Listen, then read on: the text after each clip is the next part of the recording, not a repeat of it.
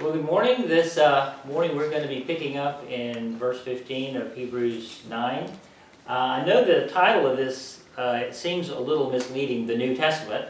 I'm using this phrase in a different context than what we normally think of, the New Testament, just sort of referring to the whole, books of the New Testament.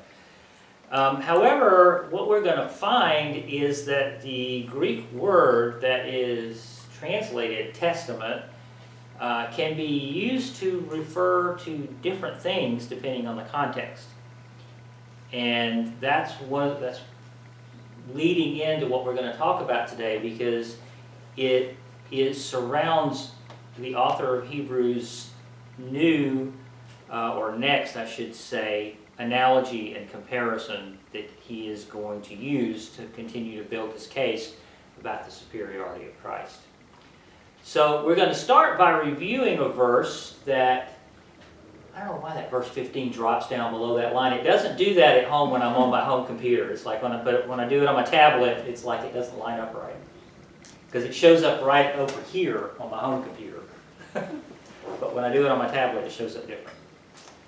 But anyway, verse 15, as you recall, we have actually already looked at this verse, because when we finished chapter 8, in verse 13, I linked these two verses together. That the institution of the new covenant that we talked about in chapter 8 meant the disappearance of the old covenant. By calling this covenant new, he has made the first one obsolete. What is obsolete and aging will soon disappear. It had become obsolete and aging because it failed to clear the conscience of the worshiper, that is, the moral conscience, in other words, the soul, the inner person. We saw this in chapter 9, verse 9. It failed to obtain eternal redemption. We saw that in chapter 9, verse 12. However, as we talked about last week, Christ offered himself unblemished to God, and that was able to cleanse, his sacrifice was able to cleanse our consciences from acts that lead to death, or dead works, or works that a dead person would do, as we talked about last week, verse 14. So it was because of all these things that this enabled Christ to serve as the mediator. For this reason, verse 15, Christ is the mediator of the new covenant. Now, that word mediator, we talked about it several weeks ago, but it's a word that means a go-between or a reconciler. Someone that would get in between two people and resolve differences between two people. A reconciler.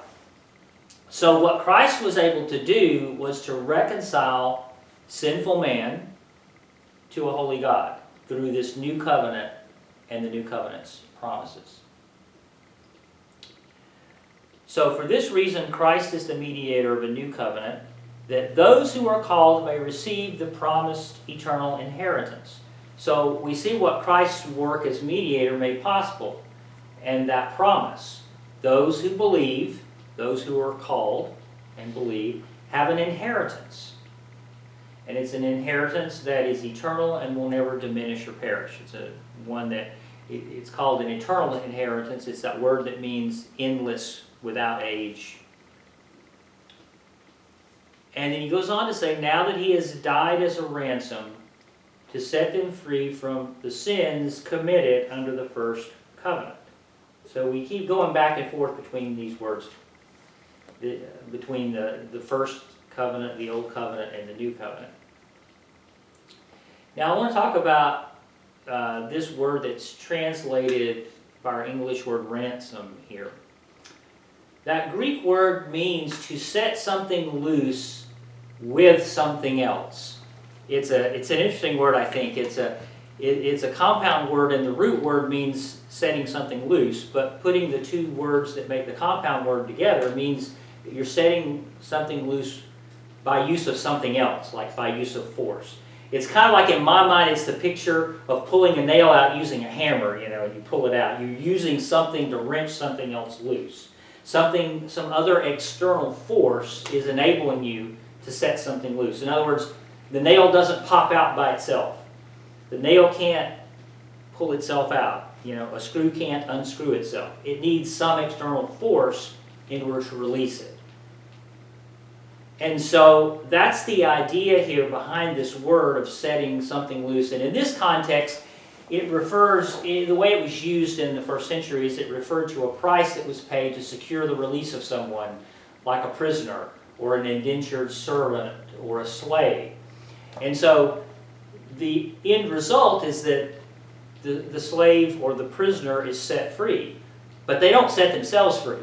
Some external force, a price has to be paid to sort of wrench them loose, so to speak, from that servitude or that prison. And so that's the word that is translated here to describe the ransom that Christ's work represented in order to wrench us free, so to speak, from the penalty of sin. We couldn't do it ourselves. The nail can't pull itself out. So this ransom then that set us free from the old covenant was a death. That was the ransom that was paid.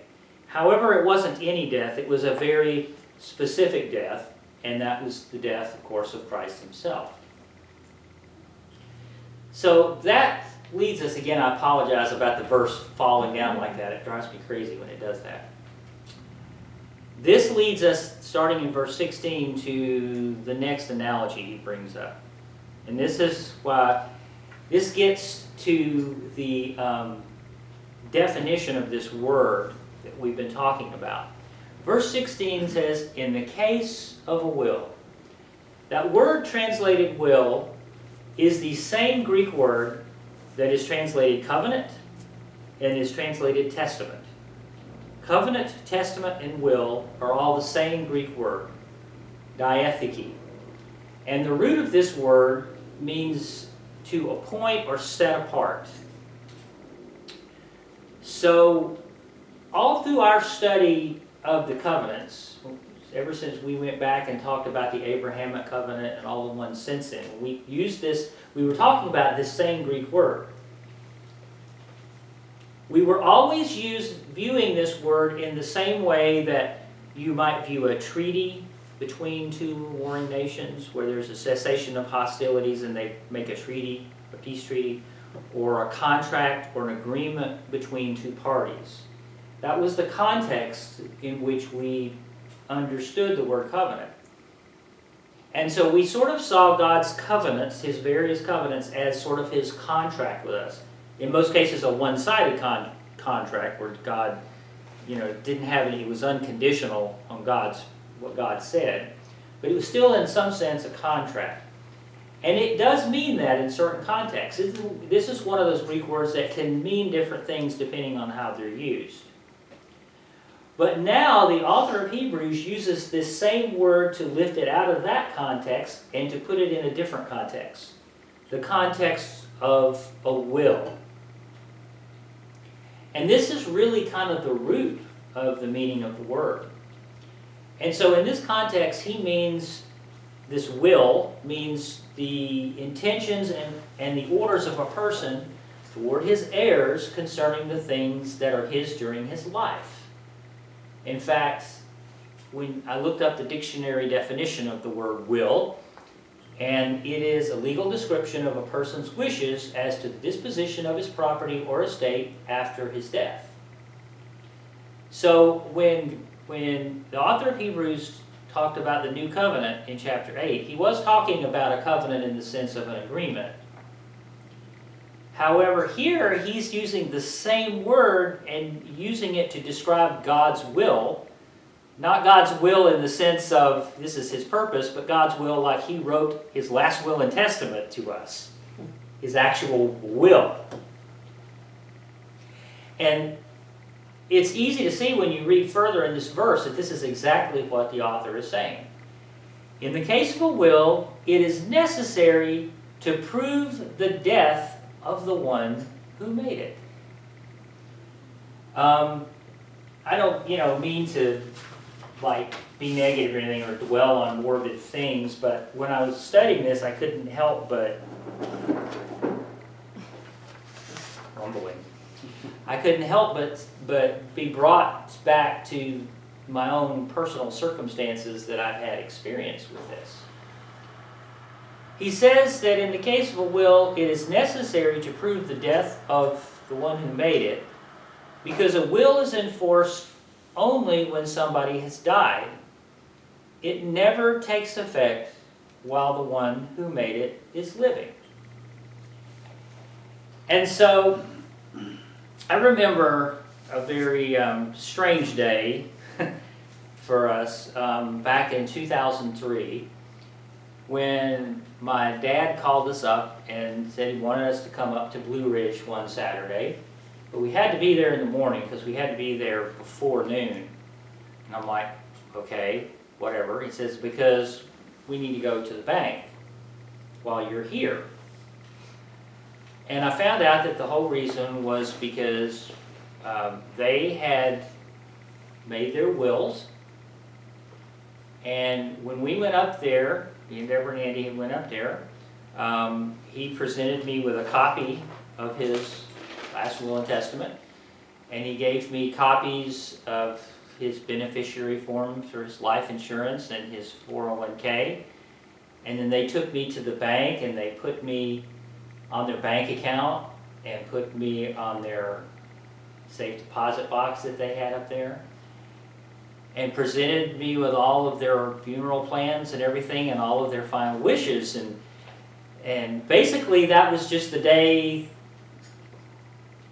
Well, you know, it's one of those things where even when you're a kid, just you sort of know that, yeah, one of these days your mom and dad is going to pass away, and, you know, one of these days everything that was theirs is going to be yours. I mean, I sort of always knew that, you know, but it's like when your dad hands you his will, then all of a sudden it takes on a different significance, you know. It does a lot of things. I mean, it sort of reminds you and emphasizes their mortality, because then it just focuses on the fact that one of these days they're going to be gone.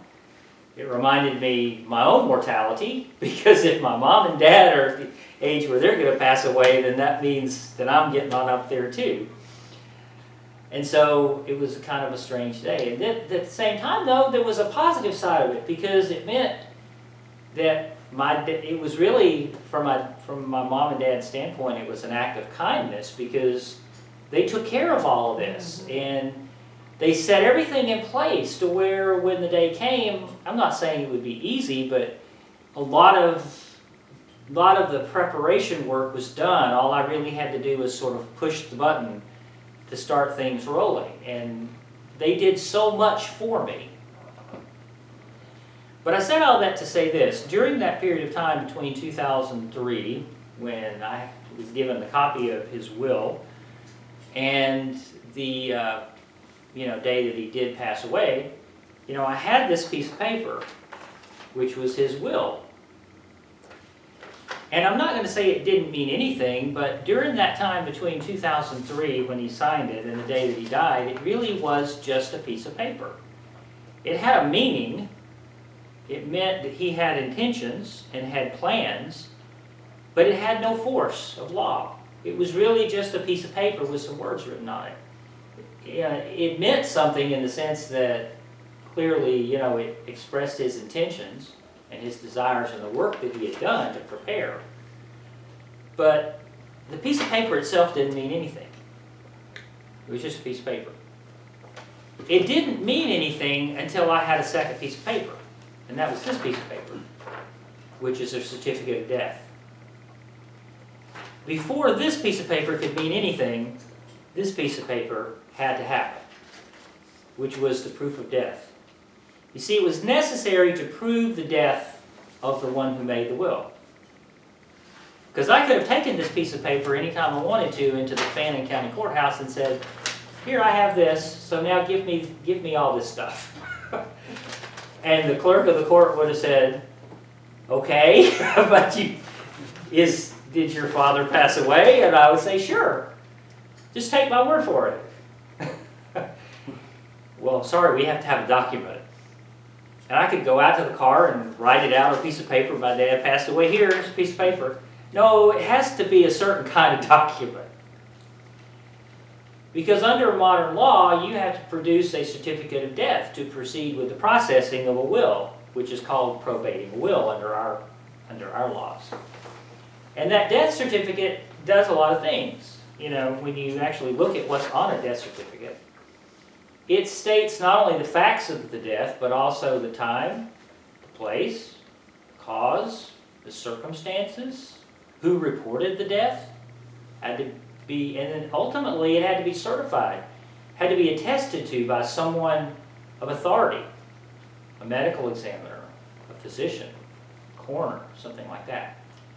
That proof is necessary or essential before anything else can happen. In other words, it doesn't matter what this piece of paper said. Nothing could happen in terms of transferring ownership or anything like that. No actions that are dependent on someone's death can happen until the proof of death is shown.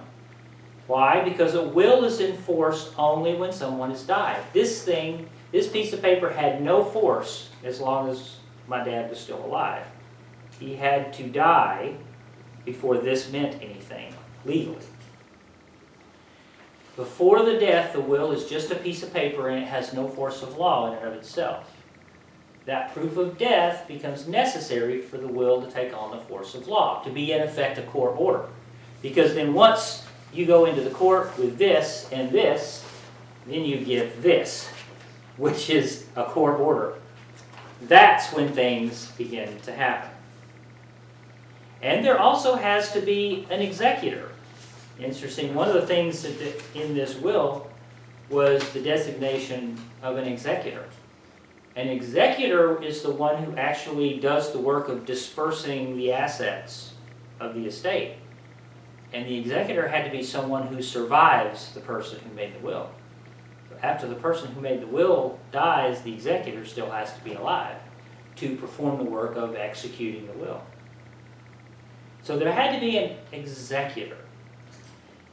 The amazing thing is, though, when it comes to God's will and testament to us, the new covenant, this new will that he talks about, Christ is his own executor.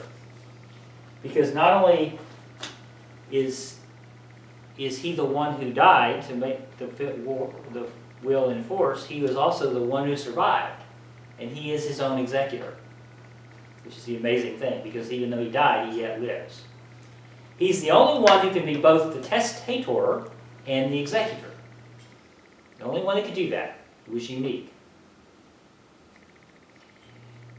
He goes on to say it, that is the will, never takes effect while the one who made it is living.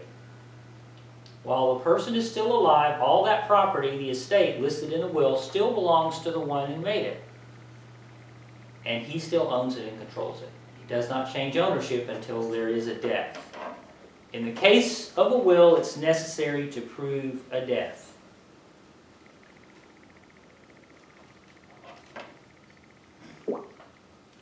This is why he says in verse 18, this is why even the first covenant was not put into effect without blood. So I think of two things. First of all, that takes me all the way back to Exodus chapter 15. Genesis chapter 15. When the Abrahamic covenant was initiated. And you'll remember in Genesis chapter 15, that was when, after God had made the promise of the covenant, and Abraham says, God, how will I know? How will I know? And so God proves it to him. And in verse 2 of chapter 15, it says, Abraham brought all of these, and it was a heifer, a goat, a ram, a dove, and a young pigeon that God told him in the prior verse to get. Abraham brought all these and cut them in two. Remember that? He cut the sacrifice in two. And it was after that that a visible manifestation of God appeared and passed between the two pieces. And remember, that was actually the root of the Old Testament word translated covenant, was a cutting or a parting. Because the way that they made covenants in those days was they sacrificed an animal, cut it in two, and the parties walked between the pieces. And it was like a sealing it with a blood promise, a blood oath. And sort of the idea behind it was, if you break the oath, then this is your penalty. You die and you shed your blood. Well, this manifestation of God passed between these two pieces in verse 17. So what he's saying is the original covenant, the Abrahamic covenant, did not come into the force of law until something died. It is anatomically impossible for someone to pass between two pieces of an animal without sacrificing the animal. A death had to happen to initiate the covenant. The two pieces were the proof of death, going back to the other version of the word covenant, which means will. Specifically, though, in Hebrews, he was referring to Exodus 24:8 in the Mosaic covenant, or the Old Covenant as we've been referring to it. It says in Exodus 24:8, Moses then took the blood of young bulls, which was mentioned in verse 5 before that. Moses took the blood, sprinkled it on the people, and said, "This is the blood of the covenant that the Lord has made with you in accordance with all these words." That is, these young bulls had to be sacrificed. A death had to happen. The shedding of the blood was the representation of that death. The shedding of the blood was the proof of the death. But there still had to be a death in order for the first covenant to go into effect. This is why even the first covenant was not put into effect without blood, because in order for their will to be enforced, something has to die in order for it to go into effect. So the first covenant was not put into effect without blood when Moses proclaimed every commandment of the law to all the people. In that prior verse, Exodus 24:7, we're told that Moses took the book of the covenant and read it to the people.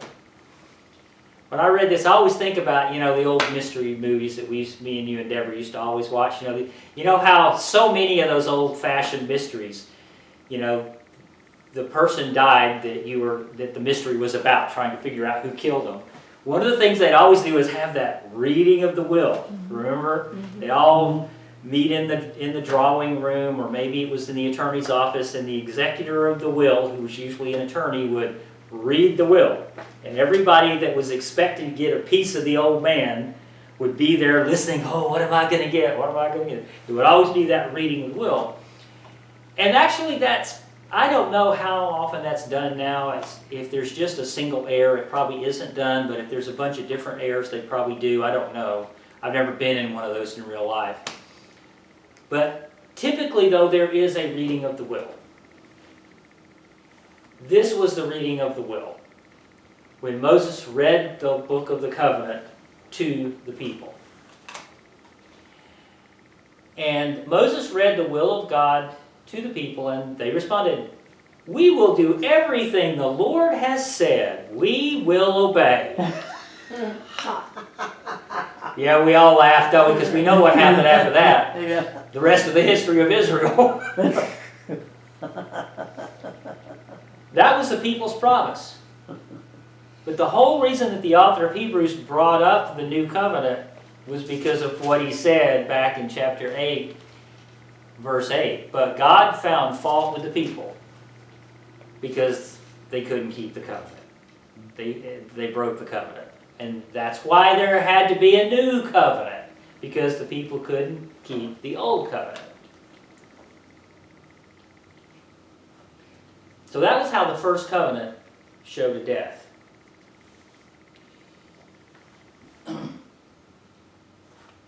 Now here's an interesting verse 19. When Moses he took the blood of calves together with water, scarlet wool, branches of hyssop, and sprinkled the scroll and all the people. And he said, "This is the blood of the covenant which God has commanded you to keep." Now this is really interesting, talking about the symbolism of the sacrifices of the Old Testament law. And how, here we are with Midrash again, how the author of Hebrews reinterprets these in light of new information to add something new.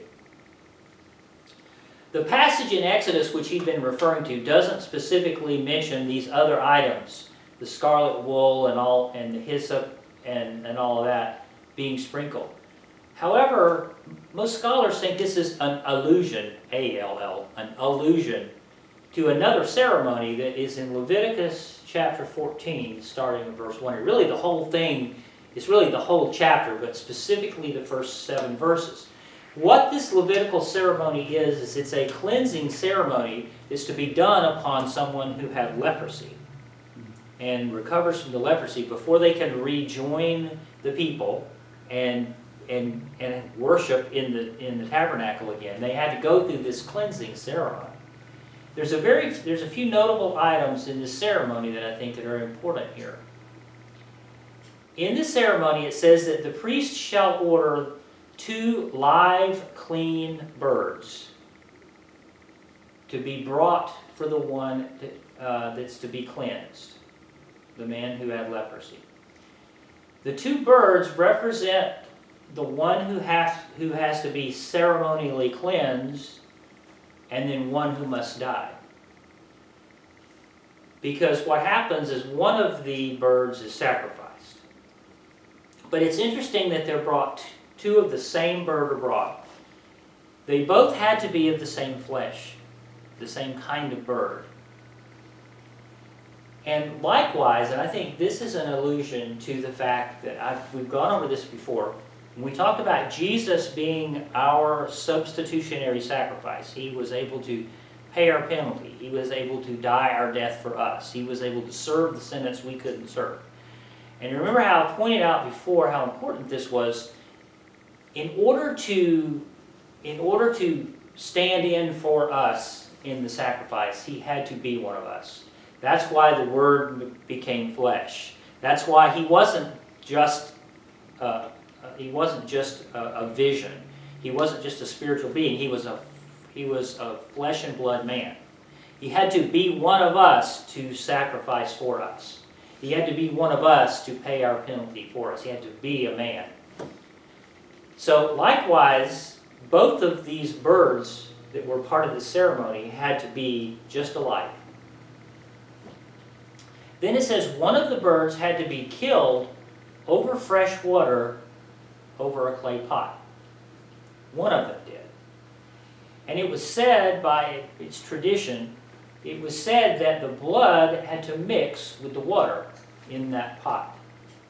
A mixture of water and blood. This is remindful, of course, of John 19. John 19:34, when it says, one of the soldiers pierced Jesus' side with a spear, bringing a sudden flood of blood and water. The water and the blood were mixed. And also, from their standpoint, this is one of those, getting back to Midrash, when they looked at that, they looked at it as the water was cleansing the flesh and the blood was cleansing the spirit.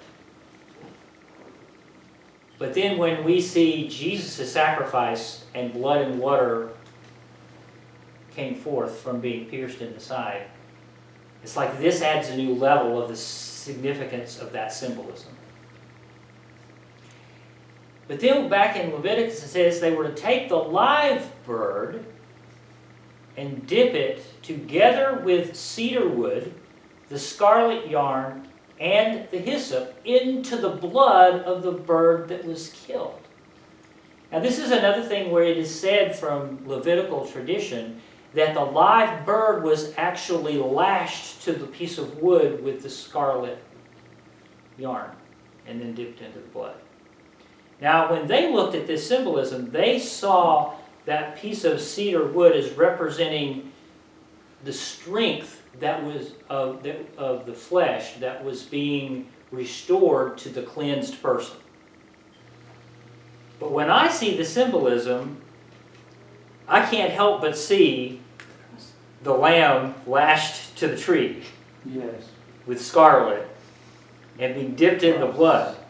I mean, I can't help but see that.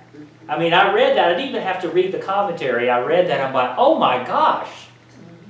This ceremony is the cross. Yeah.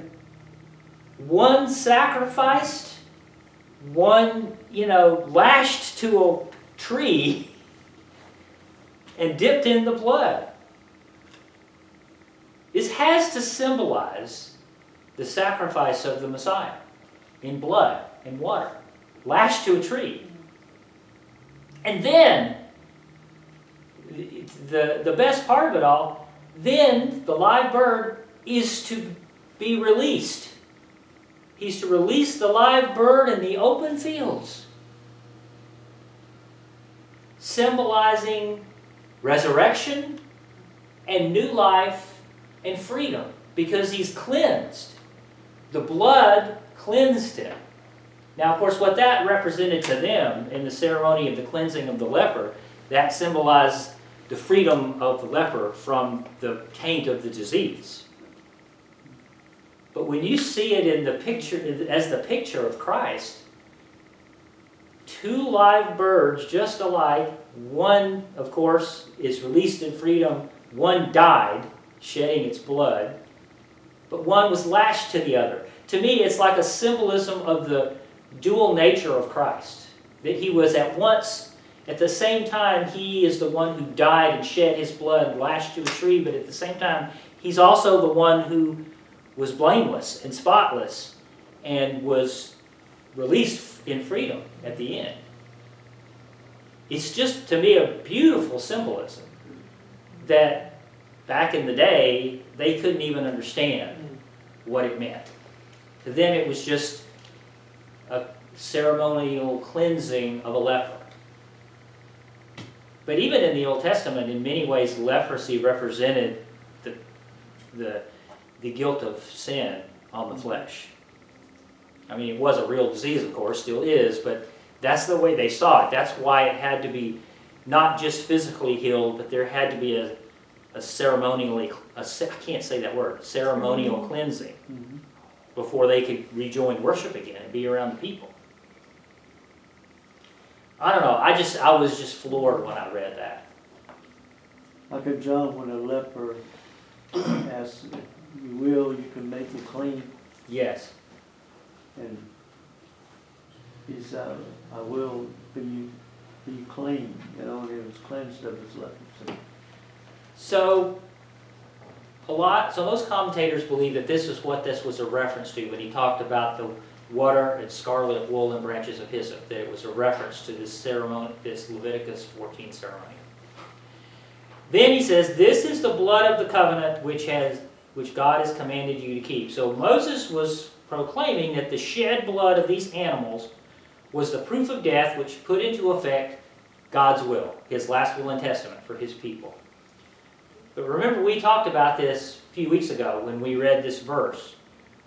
Jesus used almost these same words the night he was arrested, at the Last Supper, and he held the cup. And Jesus said, this is my blood of the covenant, which is poured out for many for the forgiveness of sin, Matthew 26:28. Jesus was essentially quoting Moses, but changed it a little.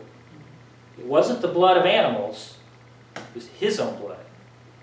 This is my blood of the covenant. And of course, he's talking about the new covenant.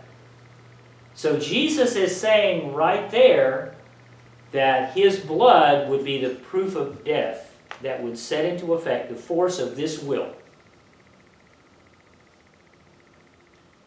So in the same way, it says he sprinkled the blood both the tabernacle and everything used in his ceremonies. It's interesting, going back to all of the tabernacle and everything, all the items that the priests used, we talked about several weeks ago. None of those could be of any effect without the sprinkling of shed blood, which certifies that a death has occurred. So it's like they ordained all of those items of the tabernacle with the sprinkling of the blood. And it was like that was the symbol that the covenant was in effect. That was the certificate of death. That was the proof of death that put in force that covenant.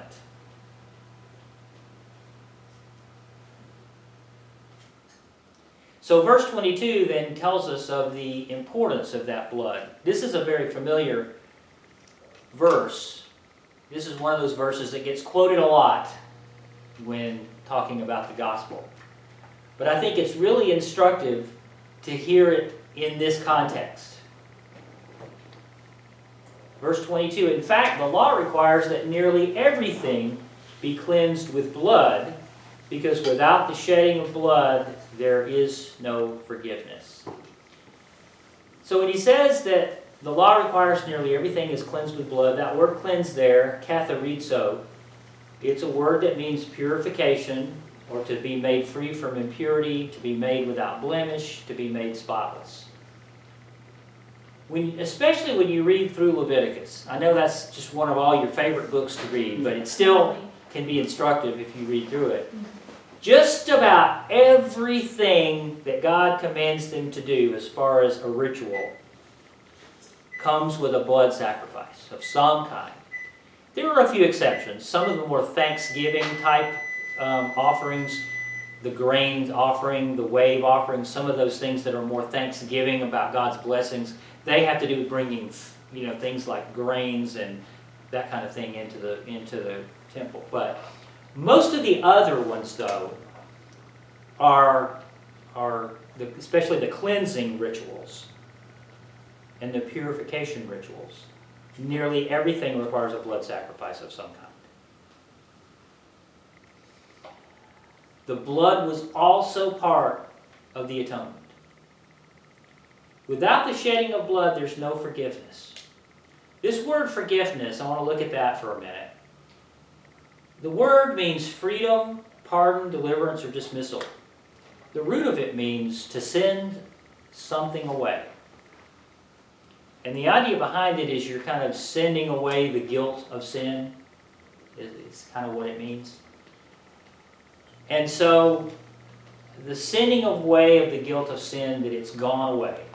So it's not on us anymore. So what he's saying is it cannot really be done without bloodshed. That is, in the context of a will, which is what this whole passage has been about, is the will. That is, there has to have been the proof of the death of the testator, the one who made the will. So the heirs can receive the promised benefits of that will. Back to Leviticus I go. When I read the definition of what this word means in the Greek, the root of it meaning to send something away. Leviticus 16:10. You've all heard, we use this word nowadays as almost a euphemism, a scapegoat. When we use the word scapegoat, what do we usually mean? That somebody's a scapegoat. What does that mean? They take the fall. Somebody takes the fall for you. Yeah. Well, that's a case where we kind of use it accurately, because that word was invented as part of, in Leviticus 7:16. It says, but the goat chosen by lot, and I'm only giving you one piece of this. I mean, you read the whole chapter, it's interesting, but it has, once again, to do with the atonement sacrifice. But the goat chosen by lot as the scapegoat shall be presented alive before the Lord to be used for making atonement by sending it into the desert.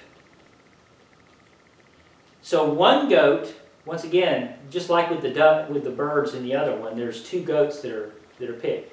One goat is sacrificed, and its blood is applied to the altar. One goat is sent away into the desert.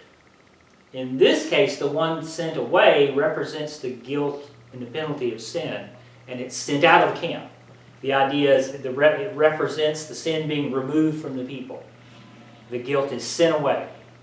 And that's kind of why that term came to mean scapegoat, because it's like we blame everything on the goat and then send it out. It's not a part of us. It's been banished.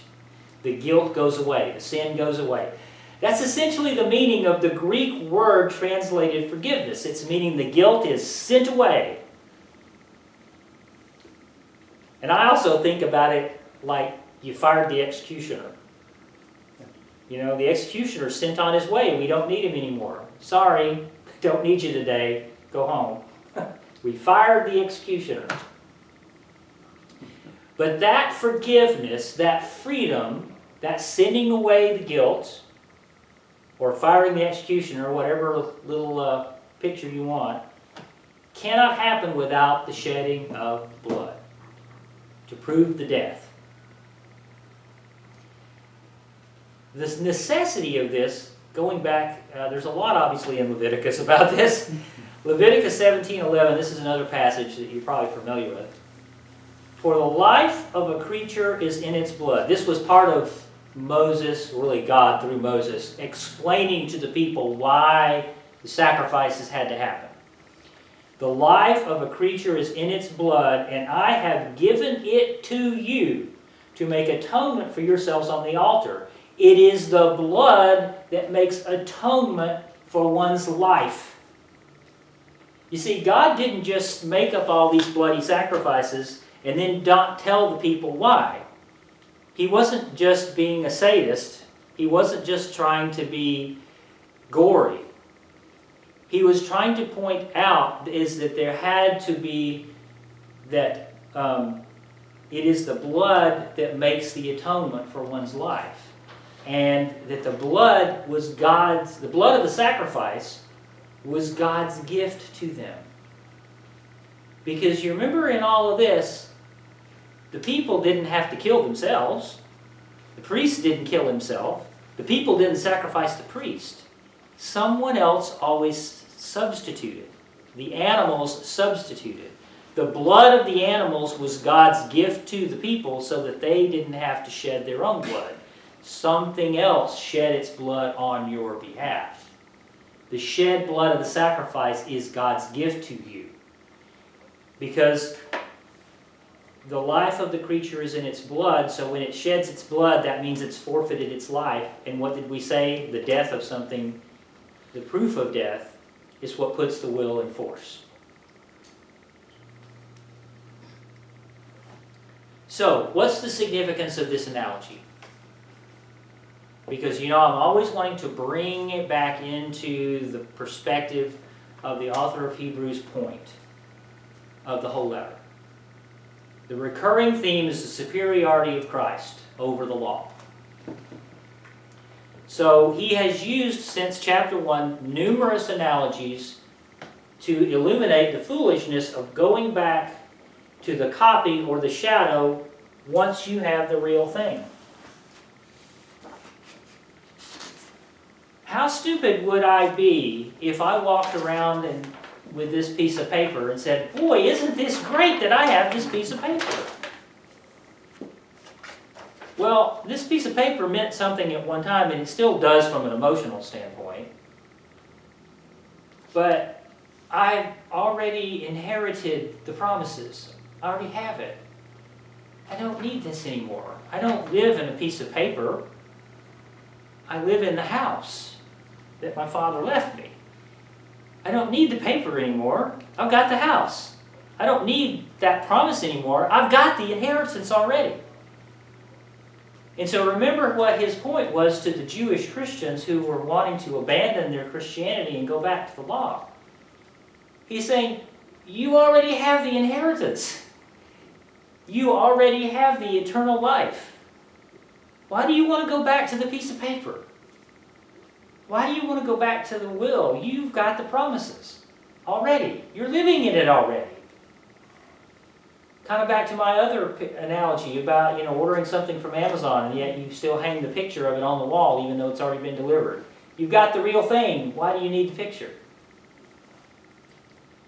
A last will and testament is a comforting thing to have because it represents the promise of a future inheritance for the heirs, and it represents, I think, the love and the care of the one who made the will because it means they care about you.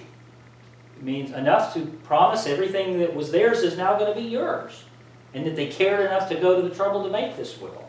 So it says a lot about how they feel about you when they put you in their will.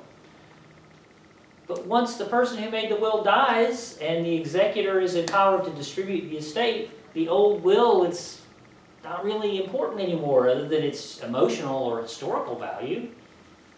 Once you have the possession promised, you don't need the will anymore.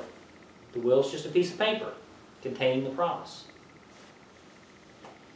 So now we have the promised inheritance, eternal redemption. We've got the promised inheritance. Why would we want to go back to that piece of paper?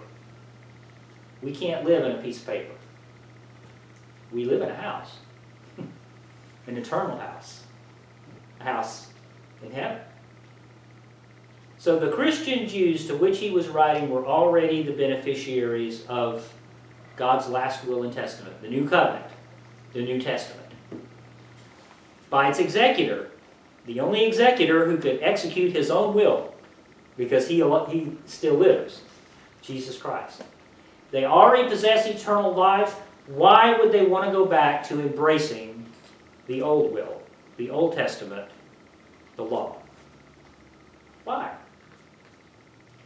So this whole analogy about the will is another example of going back to the old thing that was just the shadow or the picture or the promise. When you already have what it's pointing to. You already have what it's the shadow of. You already possess, you're already the heir, you already possess what was promised. So why would you go back to the piece of paper? So, that's where we're going to leave it today.